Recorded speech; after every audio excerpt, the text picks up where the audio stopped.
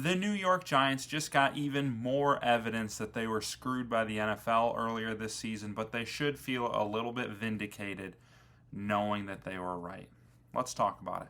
My name's Paul. This is Big Apple Sports. If this is your first time tuning in, thank you. Please just take a second, like and subscribe. I'll be talking Giants and Knicks all season long. You don't want to miss out. And then also, comment below any thoughts you end up having on this video, any thoughts you have about the Giants, who you want to be their head coach, are they going to win Monday, just any thoughts you may have about the Giants. I always just enjoy talking football with you guys.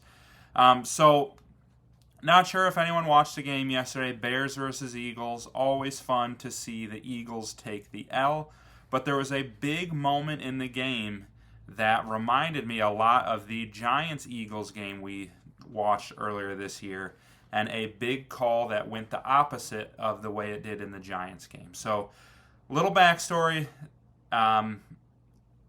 Giants-Eagles, week 7 or 8, something like that. The second time they played where the Eagles won, it was a tie game, 7-7.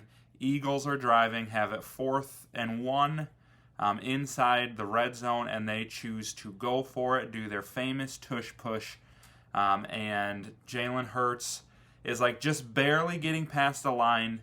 The pile is still moving. No reason this play should have been blown dead. And Kayvon Thibodeau comes in and he rips that ball out. Should be Giants football, 1st and 10, going the other way. And Giants have all the momentum. It's still a tie game. They just made a huge play.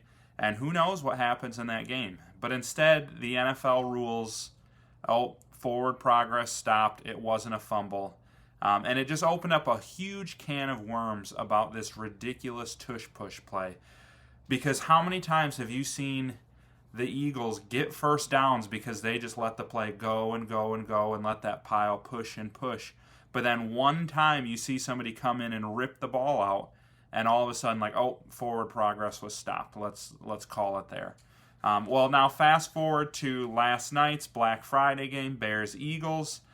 I believe at the time it was 10-9 Bears, so a very close game in this moment. Eagles are driving. They try the tush push, and Bears corner Nahshon Wright comes in and did the exact same thing that Kayvon Thibodeau. He comes in, he rips that ball out, and instead of a first down Eagles, it's first down Bears. And in this instance, the call actually went the Bears' way. It did not go against the Eagles. And if you watch these two plays side by side, Kayvon Thibodeau got that ball out faster than Nahshon Wright did. And Kayvon, like, the forward progress was much more stopped against the Bears than it was the Giants. And yet somehow, some way, the Giants didn't get that call. Yes, it's 8 weeks later, and I'm still salty about it, but I, as a Giants fan, felt very positive yesterday watching that call go against the Eagles, watch their own tush-push work against them. And it just gets back to this ridiculous debate that's been going on for several years about the tush-push and whether or not it should be legal. And I think right here in this article, they do a good job of just breaking down why it's just an impossible play to defend. Like, it's forward progress is difficult enough to officiate, but especially when everyone's in a big, giant dog pile.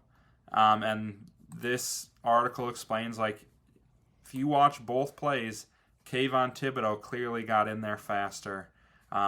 So I feel like this is just even more evidence that the Giants were ripped off in that game. Who knows if it changes the outcome, and it probably doesn't change the outcome of the season. Maybe it even gets the Giants a better draft pick. I need to get over it at some point. But it just brings back this debate about the tush push. And for a couple of years, honestly, I was team don't ban the tush push. Like some of the arguments against it, I'll pull it up here. Like Bill Cowher said, I just don't think it's a good-looking play. Like, that's not a good argument.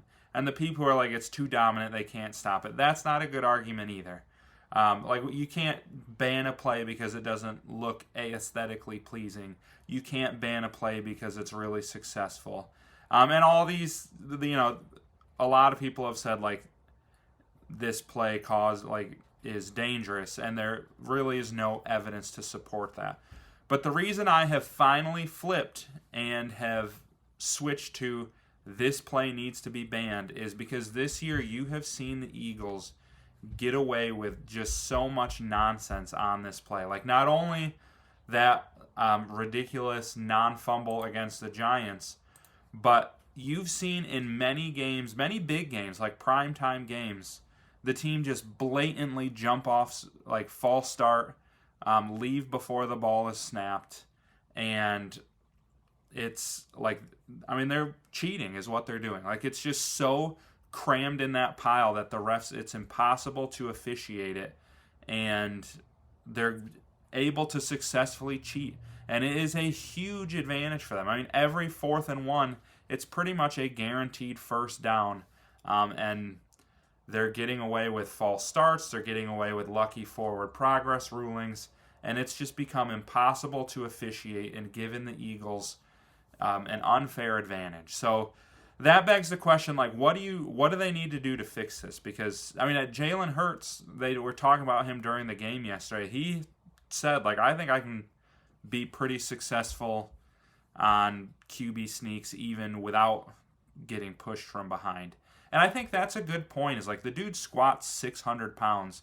It's tough to know how big of an advantage he's getting from Saquon Barkley pushing him. And Saquon, I think, squats 600 pounds. So those are some huge quads coming in there, pushing that line forward.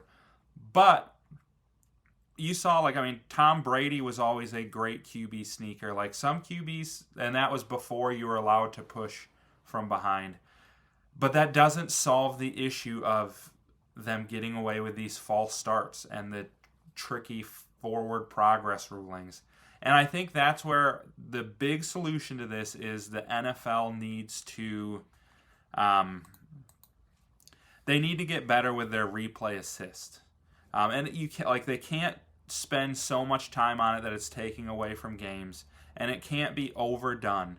But I think if they can just, on these 4th and 1s, like, have a camera zoomed in on that line and be able to, buzz down to the ref, like, hey, they left early, that's a false start, and the refs can throw it a little late even, just to make sure that they're getting these calls right and that the Eagles are not getting away with just blatantly cheating and leaving early and the refs not seeing it because it's too big of a pile. I think that would be a great addition to the NFL, as long as, you can't nitpick every single play with replay assists like that. There's a lot of penalties that teams get away with. But I think in the specific instance of, these dog piles on 4th and short, that is a change that could be made pretty easily and not really take away from the game. So you guys, let me know. Do you have any thoughts on the tush push? Do you think there's an obvious solution out there that can solve some of these problems? Let me know in the comments and we can talk about it. But either way, it felt good to see. It felt like a little vindicating to see this one go against the Eagles. I think it proves once and for all that it was a terrible call against the Giants. If this one was a fumble, that one was even more so a fumble. And I feel pretty good thinking that, like when Nashawn Wright came in from the side on that play, he knew what he was doing. And it makes you wonder if he watched film of that Giants game and saw Thibodeau come in and get that ball out, if that was his intention from the very beginning. So it's possible film from the Giants game helped beat the Eagles this time of year. We're taking any small moral victory we can get here at this point. But like I said, comment below, and then don't forget, just like and subscribe on the way out.